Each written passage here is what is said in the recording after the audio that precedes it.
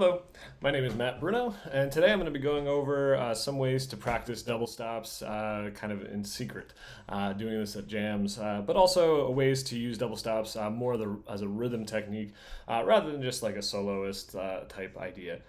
So for the most part, we're going to be focusing on the key of A, just because that's what I happen to have written out. But I encourage you to take all these exercises and put them into different keys. It'll be very, very helpful down the road. We're going to focus on kind of the 1-4-5. So that's going to be the main focus, though I will get into a small deviation from that as well. The prerequisites to this, I would recommend looking at some of the double stop videos that I have just that go over the shapes for the double stops. We're only going to be focusing on the G and the D string double stops, so we won't be exploring any of the other ones. Not that they're not useful for rhythm, but it's just these are easier and the same kind of principle applies. So the idea here is sometimes you'll be at a jam, and the jam will be very large, and there's going to be a lot of people playing a lot of different instruments, and maybe every mandolin player there is playing just basic 1-4-5 just like that every time, or maybe they're playing the E up here instead or something like that. But the point is that everyone's playing up here, or maybe you're playing in like a duo and there's like a quiet part, and you want to allow the soloist room to breathe, or some other reason where you don't want to play a full chord like that and have all that musical information out there. For mandolin, we kind of operate in this weird section from the idea of the band, where we provide a percussive type of feeling. If you compare a bluegrass band, for example, to a full drum kit, the mandolin would be kind of like the hi-hat. So we're providing some basic rhythm functions. And when we're playing rhythm, it's more important that we get the percussion in most cases than we get the actual notes ringing out that are needed to play a full chord. So that's where double stops can really come into handy. They provide enough information to give you that melodic, part of the rhythm, but they allow you to focus primarily on the percussive part of the rhythm, the actual feeling of it. For this, if you find everyone's doing this, you can kind of slow down and just play a double stop, right? Big difference.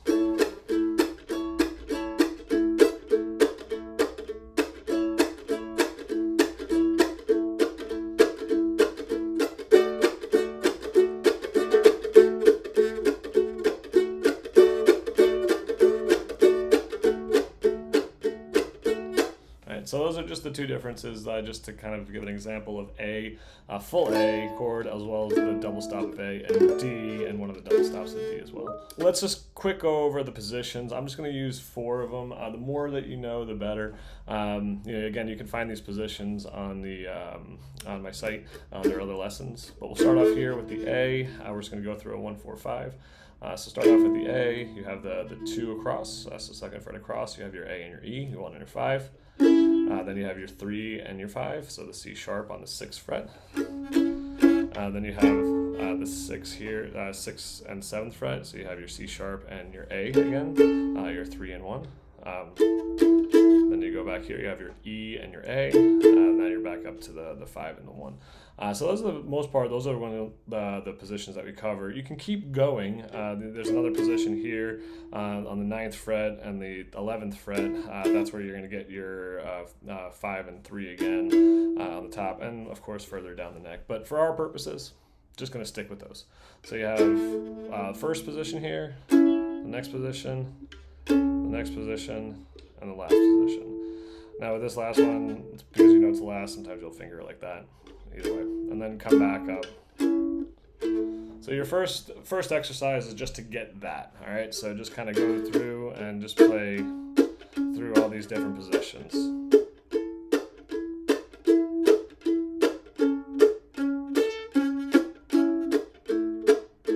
All right, boring exercise, but important. The next one is just kind of go over the 4 and the 5. Same basic principles, we're just going to go over those. The 4, the D chord in this case, we're just going to start off here with the 2nd and 4th fret. That's going to give you your 5 and 3. Then we're going to move up here. Now we have the 7th and the 4th fret. That's going to give the D note and the F sharp, so your 1 and 3. Then straight across on the 7th fret, that's going to give you your 1 and 5, the D and the A. And then we're going to go to the big one here. This is going to be on the 11th fret and the 7th fret. You're playing the F sharp here, as well as the A here, so you're playing your 3 and 5 notes. You could keep going again, but it starts getting up a little messy when you get above the 12th fret. Not that it's a bad thing, but we only need 4, so that's where we're going to stop. So you have 1, 2, 3, 4. And just like before, you kind of want to go kind of do these in a few different ways till you get them really comfortable under your fingers. So just kind of running through.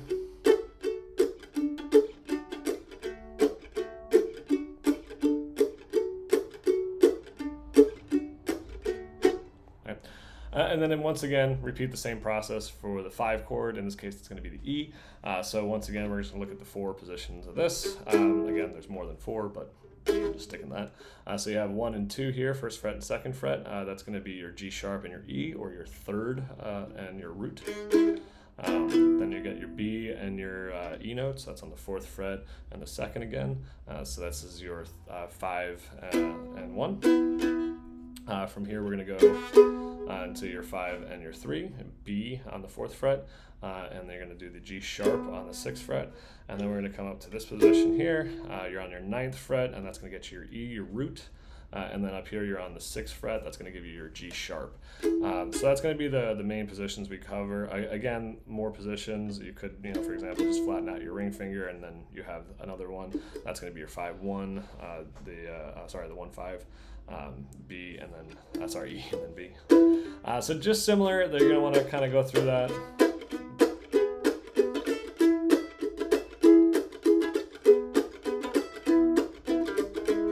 Just like that. No great shakes.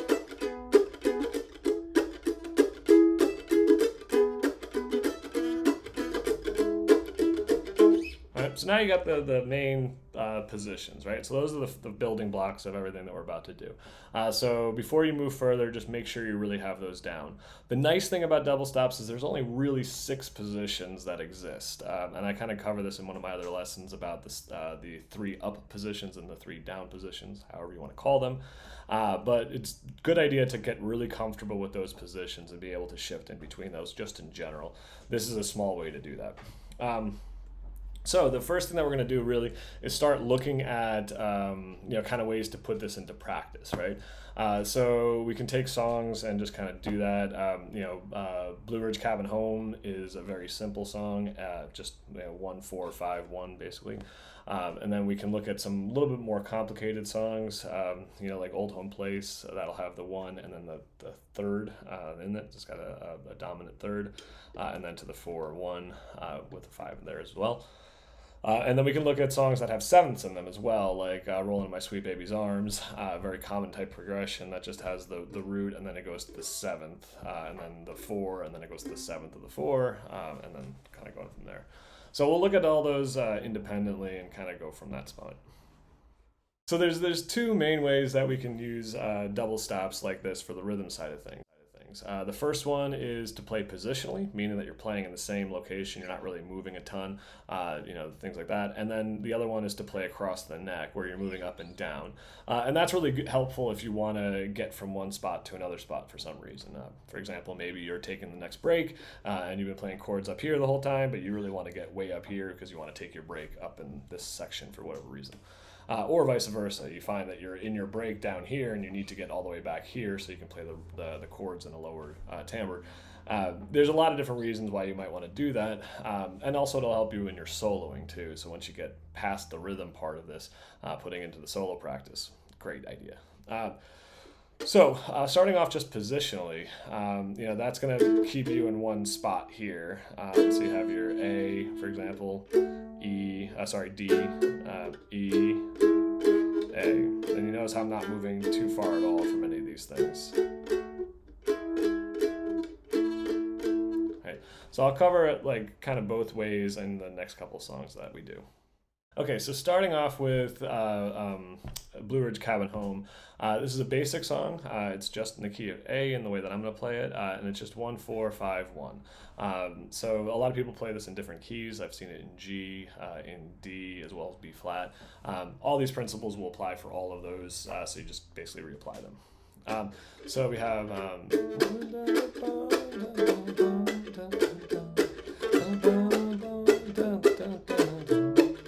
that's the entire song for the most part. Just 1, 4, 5, and then 1. Okay. So as I mentioned, we can start using these positionally, or we can use this across the neck. So we'll start off positionally, and we'll start in the lower position.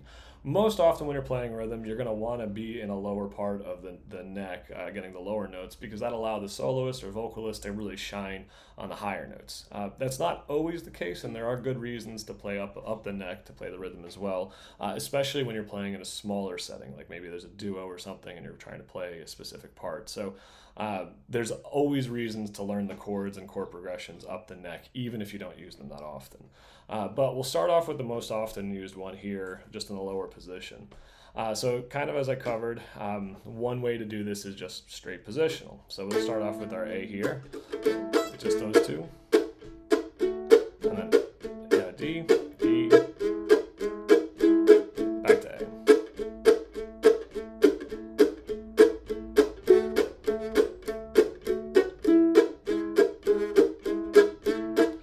Take that a little bit different, right? Instead of using this E, we could use this E as another double stop. So same thing.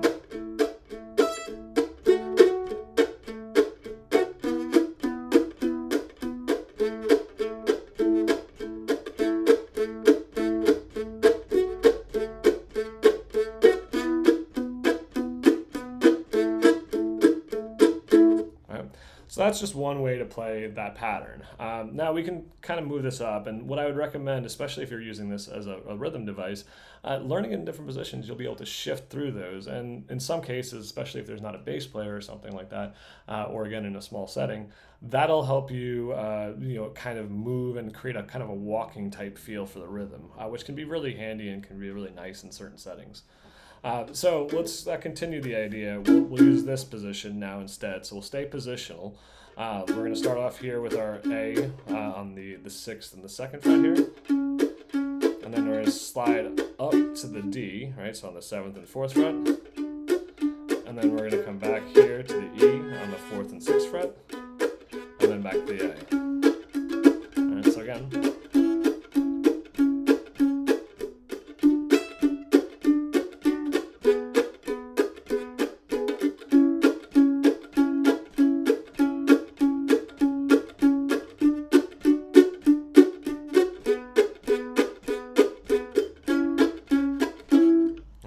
So there's that position, right?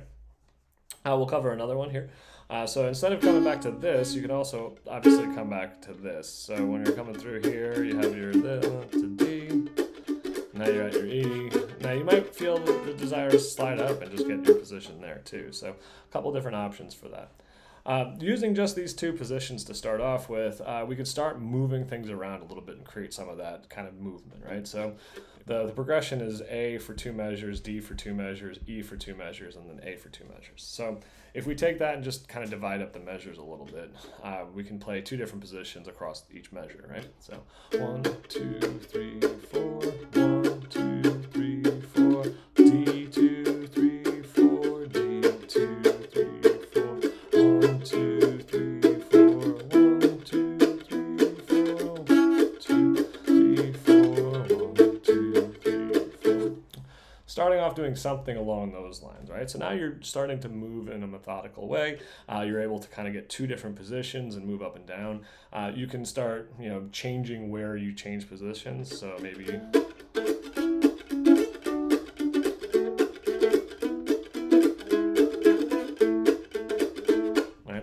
can start adding some slides.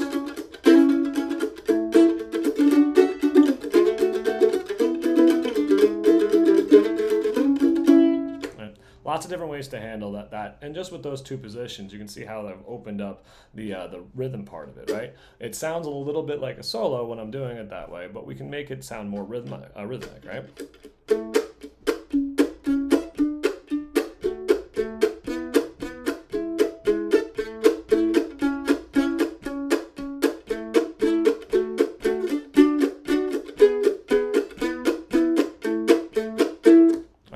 So that's much more rhythmic, although it does contain that moving bass note kind of idea. And again, that can be really nice in certain settings. And right now we're only hitting chord tones. With these walking bass line type ideas or walking movements, you can start adding non-chord tones. That'll be a topic for a little later, maybe. So then once we get those two positions, let's add on another one, right? So here now we're going to play positionally again. We're going to go back to that, and we're going to start off with this position, the 6th fret and the 7th fret. So you start off with your A here. The D is just nicely just sliding up to the 7th fret across the board. Right, and then your E, we can go back to this E here. There's a couple different options, but we'll go back to this one to start off with, 9th fret and the 6th fret. Right, and then that brings us back to the A. You probably figured out that there's another way to come back to the A already, but if we have our A, D, E, now we could also, instead of coming back to that A, we can come back to this A, right? So we're using the 9th fret and the 7th fret instead of the 6th fret and the 7th fret, right? So at speed, we'll play the in position rhythm in two different ways. So 1.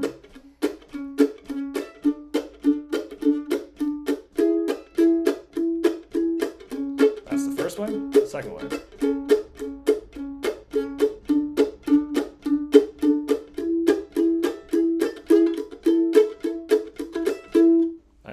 Again, you can kind of mix and match those to however you feel is going to work the best. But those are now 3 different positions that you can play those chords in. So just like before, we can now use those in how we're playing our rhythm. So, we'll start again. 1, 2.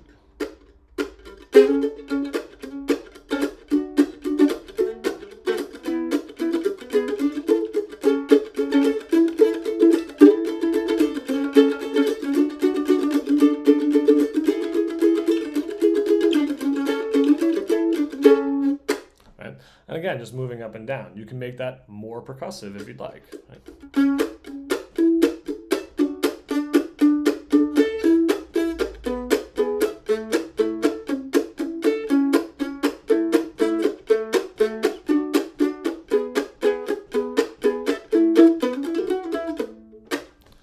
Lots of different ways to do it, but the point is that you can make it percussive or more melodic, depending on your needs. So that's basically how you would use this this technique for Blue Ridge Cabin Home.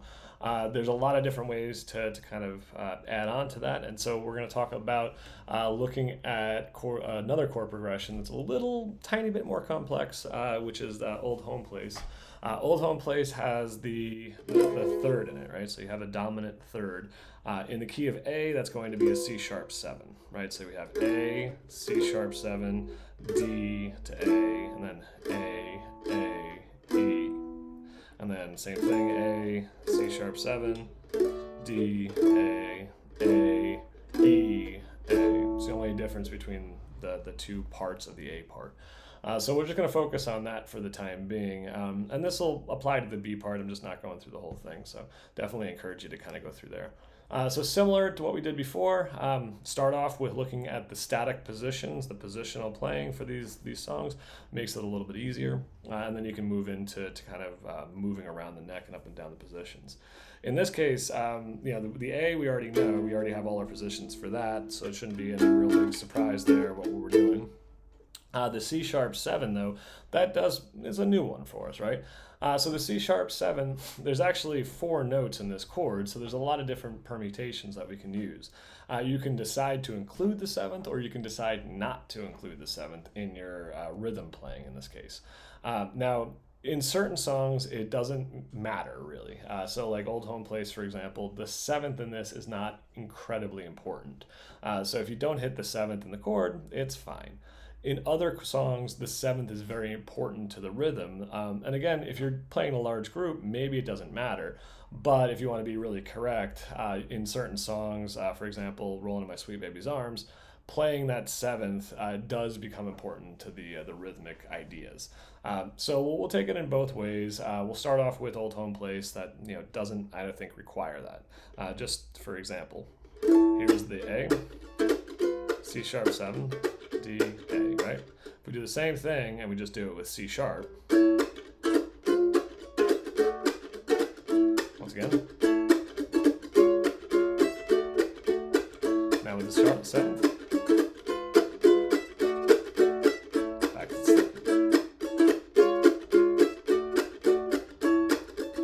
there's a difference, of course, but the difference isn't huge. It's not changing the course of the song. You're still kind of able to get across. And I even know some people that never play the seventh in this just because they never learned how to do it. So, you know, 6 or half on how you do it. But for this purpose, we're going to kind of ignore it for this part of the practice.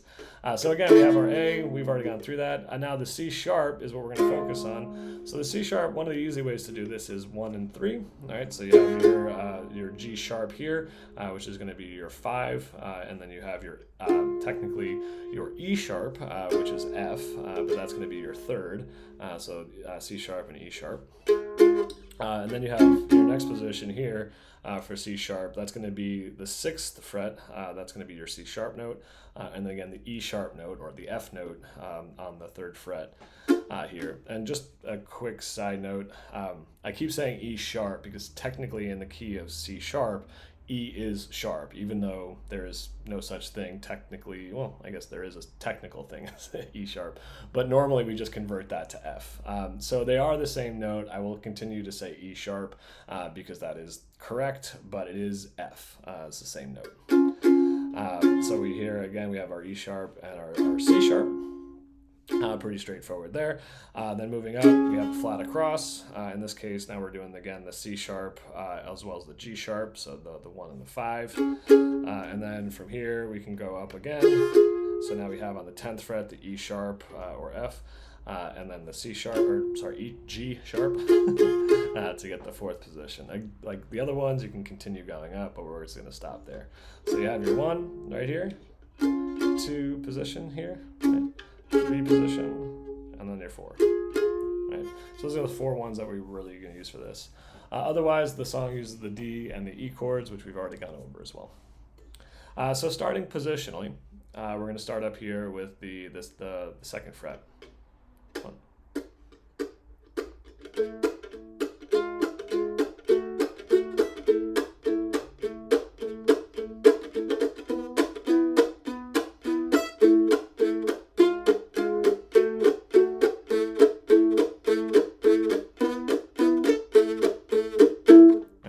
So real quick, we'll just kind of make it a little more obvious. So now here I have my 1, 3, and then for the D, I'm just sliding it up to the 2 and the 4.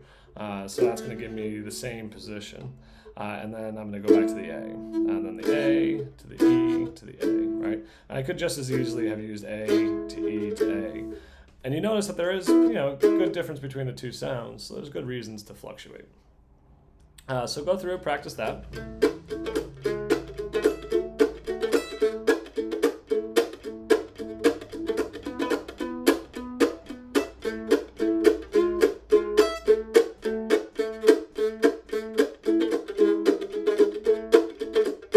Try both ways too. All right, once you get that down, it's time to expand a little bit. So again, we're going to do the same idea. So just doing it in another position, so still positionally playing. Here we're going to start off with our A in this position here, and then from there, we're going to move up to, let's go playing the C sharp here, and then followed by the D. Now this one's interesting because you can see there's kind of like a line of movement. So we start off here with our C sharp and the E, so we have our 3 and 5 of the A.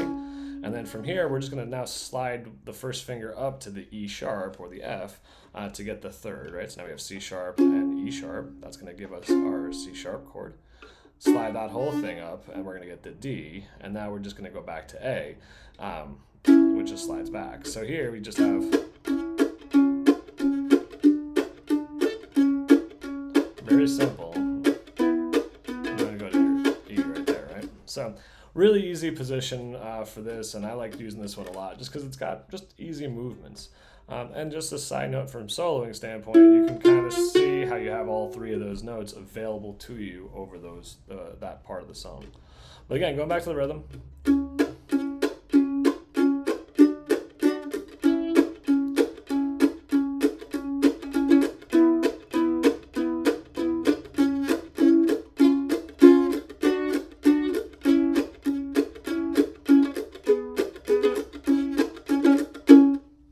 Couple different ways to do it. I added the other E here, but again, your choice, kind of how you want to do it. So that's another one. So then we're going to look at one more position here. I'm going to start with this A instead. And so from this A, we will move to this C sharp, flat across, to that A, flat across on the 7th, and then back to the A again, right? And then we have our normal positions that we can go back to for E. A couple different options, right? So we'll start off with A on the 6th and 7th. And then straight across the 6th for the C, and then D on the 7th fret, and then back to A. And then this is our E, and then back to the A, C sharp, D, A, E, A. If we take this now and we move to the next song, Roll Into My Sweet Baby's Arms, that is going to be just a slight variation. Now this one adds sevenths that I think are important to the rhythm. And that's just, because it sticks on the A, and then everybody goes to the A7, and then goes to D, and then everyone goes to the D7. We're just going to focus on the A, A7, D, D7. The A and the E part are pretty much the same for what we've already been doing. So we have our first in positional playing. We have our first piece here where we're playing the A. We're going to add here the 7th note, the flat 7, which is the G, and that's on the 5th fret. So we have A to that, right? Then from here, we can go to this D, right? So notice it's just sliding back a half step. And then we can just add our pinky to get the C natural, which is the flat 7 here. Now notice I'm not taking my first finger off. This is a really important step. Do not move this finger because you're going to be going back to it anyway. The only time it would be good to move this finger is if you're planning on moving up the neck afterwards, or going to a different chord where you're going to need to move that first finger somewhere else anyway. But since I know the next chord is going to be an A, I'm not going to change that. All right, so you have, again, A, A7, D, and then placing on the 5th fret for D. Now I'm already back to my A, right? And then we have our E, right? So that's one position.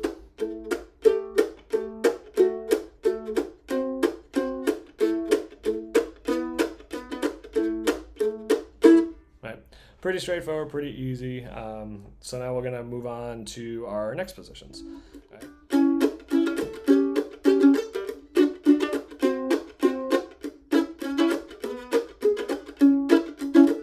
right, so in this case, I'm just taking this position, right, the 6th and the 2nd fret, and I'm bringing that up to get my G natural there. So now in this case, I'm playing a C sharp and a G natural. All right, and then the next one I'm going to the D, right? So I have my D here, and then I'm going to the C natural here, and then I'm getting my C7th, and then I'm back to my A, E, A, or A, E, A, however you want to do it.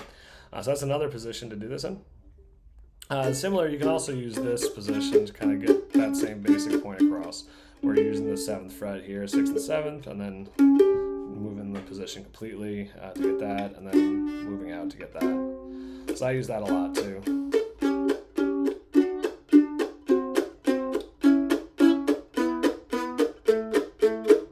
You see how that moves me up the neck, just really nice and easy, right? Right, super easy.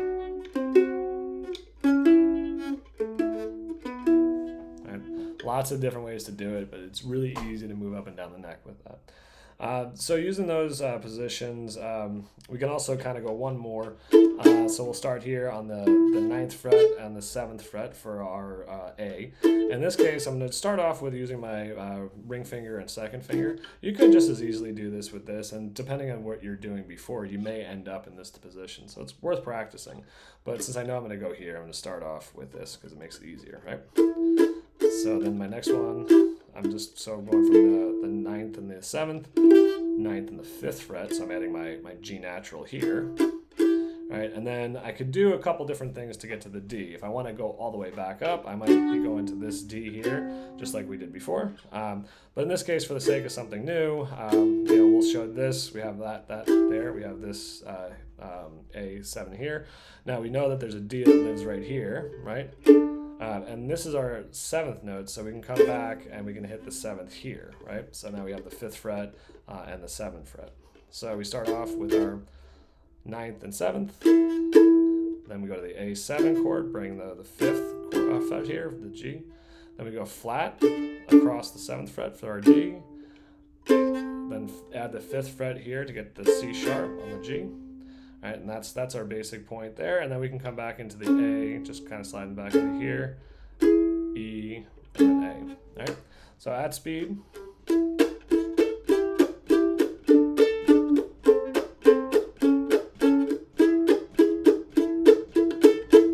Okay, so that's the basics of this. This is a pretty simple technique all in. It does take a little bit of practicing to get used to, but the more you do it, the easier it's going to become for you to play these double stops as a rhythm. The coolest part about using this practice, in my opinion, ends up really just being the simple fact that you get to actually practice while you're at a jam. You get to focus on something that is providing a function that the jam needs, a rhythm, a percussion. You're staying away from getting in the way of the person doing solos or singing, so you're not interrupting anybody, but you're still able to get some valuable practice, in my opinion. That's much more valuable than just kind of chomping away on the basic chords, right? There's nothing wrong with that too, and there's our practices that you can get stealthily within that. But even if you're switching chord positions with when you're playing rhythm, if you're playing the full chord,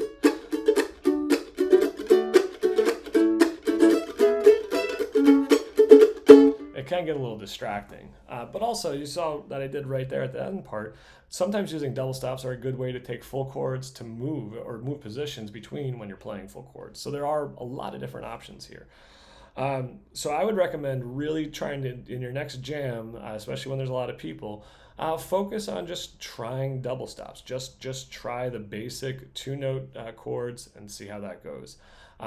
Keep it to a minimum in terms of the movements that you do. Try and keep it so that it fits the song, but you'll do fine if you do this. If you have any questions, let me know. You can get through me to my website at mattcbruno.com. But I hope you have a great day and happy picking.